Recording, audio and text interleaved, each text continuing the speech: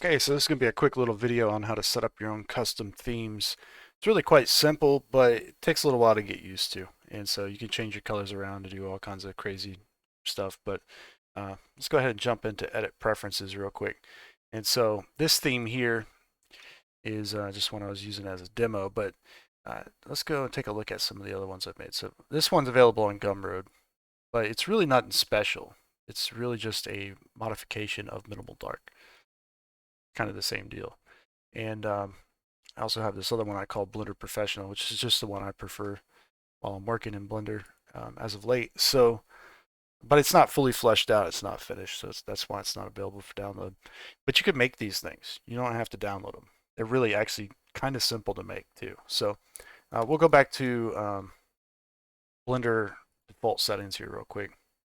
And I'm going to set up the user interface the way I use it as well, so that way you guys understand. A lot of people ask about this, but I pull out a tab, turn it to the asset browser, and I drop the timeline down, something like that. So pretty much it, other than the fact that I use a matte cap. And this matte cap that I turn on, whoop, wrong one, down here. Okay, matte cap. This is available for download as well on my Gumroad, so just keep that in mind. You can actually download this and use it like such. Now I'll turn off wireframes, text info. I'll turn on statistics. Sometimes I forget to turn off text info, but for the most part, XY off. That's it. I don't need that because I could tell the orientation up here as you move. That's actually the orientation, right? And so basically, go to preferences now. And whoops. Let's go ahead and I like to add my asset library folders. And just for this one, I'm going to just only add my essentials one. And so this essentials one will show up now.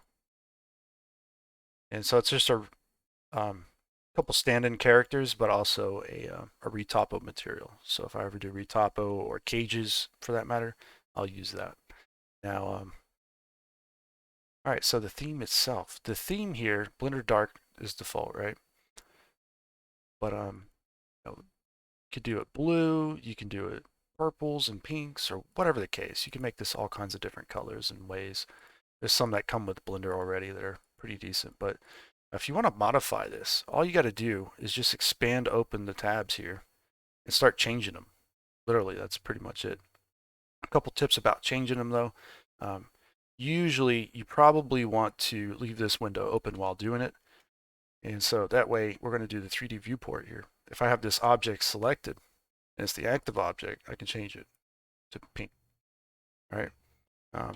If I had multiple objects, for example, and this one's still orange, so object selected, we can change it to like a maroon or a darker pink or something, right? See what's going on here? Go into edit mode. So now we're in 3D viewport in edit mode. And so edge selected. So if I select everything, you'll see edges. Let's do like a purple. The vertex selection, maybe let's do another pink. We got some like kind of like Willy Wonka nerds type candy stuff, but let's do, where's the other one? This one, face selected and face dot selected. So face selection, we're going to do, I think, let's do like a pink, but maybe like desaturated. So somewhere in there. And I think it's pretty hard to select using that color wheel personally. So I changed that under interface to square SV plus H. So now when you're doing the theme there, it's going to be a little bit easier in my opinion. So we got that going on. There's also face dot selected, right? Which should be still visible, I think. Maybe not, I don't know. But we can change that just in case, I guess.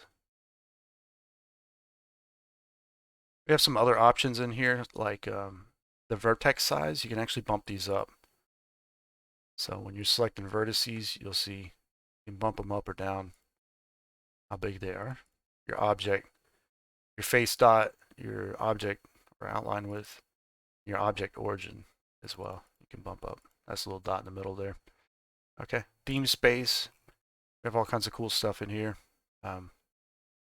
Gradient colors, this is the background, believe it or not. It's vignette right now. You can change it to single color, change the color to whatever you want. In this case, let's go dark. Okay, so you can do that. But you can also use vignetting or linear gradients. You can play around with those. That's going to be the two colors combined. So let's do a vignette, for example. If I make it pure black here. Oh, maybe not there. Let's do, yeah, sometimes Blender does weird things, like you gotta scroll a little bit with the color picker, which is it's kind of bizarre in my opinion, but you do like a heavy gradient if you want it as well. So that's not unheard of. And this is going to apply to every window in Blender for the most part. So the UV editor, you'll have to go through and readjust and configure the same way, basically. You can see, you know, you can change the background, you can change the grid color, you can do whatever you want, but you just got to make sure it's going to work out, it's going to look nice. All right, so I'm going to leave that one alone for now, but just giving you an idea. There's a lot of little things in here you can adjust and change. So one of the things that can help streamline this a little bit is just when you hover over these color fields, a lot of times you can just hit Control C, right? So when you want to change another one, you just hit Control V as you hover over it. And then just like that, you can see how that works out, right?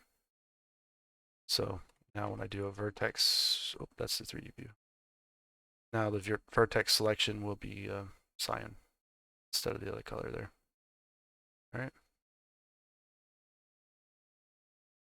Turn it back to that pink there. There we go.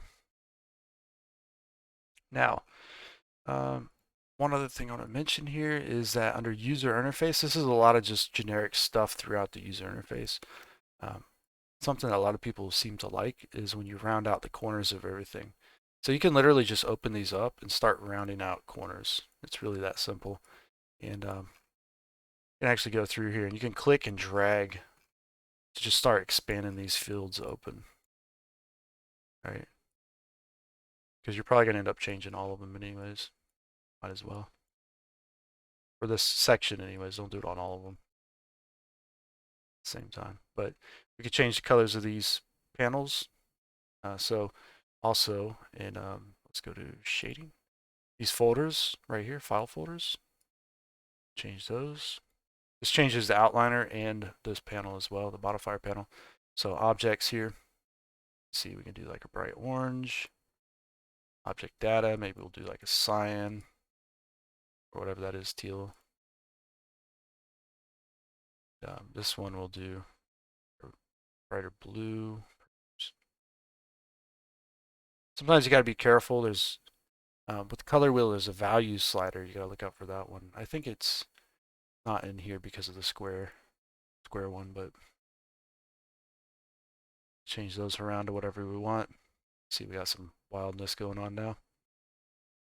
Okay, but because we did want a lot of this, you can change the axes too. I don't know. What's this? Look at the axis up here. Say you want to make them purple, pink, and maroon. Orange is red. There you go. And so, but you can pretty much round everything out. Watch what happens here. You're going to start seeing all these squares turn into round little sections, which is cool. This takes a second. So yeah, it will take you a minute to get used to doing this and playing around with the different settings. It's not that hard though. It just takes a while. You can see some of it's starting to turn round now. So there we go.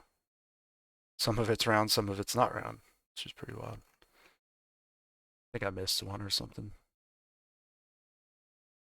No, it's round. I thought it wasn't round. It's an illusion playing with my mind right now. Okay. Yeah, so all of those are rounded out. I'm going to turn these back to vanilla folder. Oh, no, that's Gizmo. Whoops. You can't control Z back here, so you have to be careful with that, right? So if you mess something up, you're going to be messed up. That's just the way it is. You're going to have to figure out what you messed up and how to get back to it.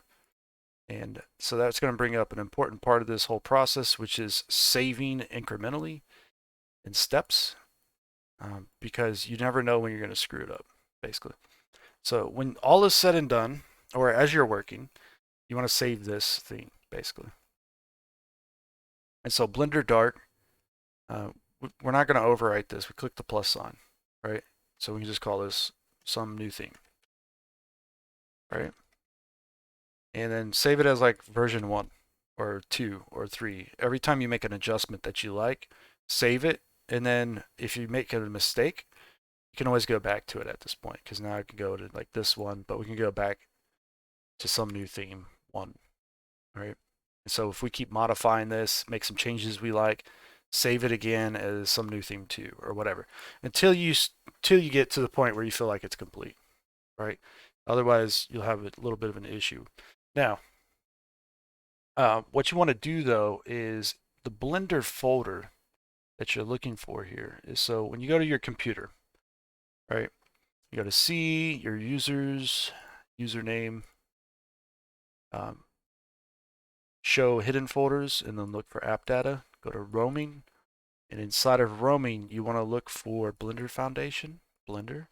This is your backup folder, like the one you should back up if you want to back everything in Blender up.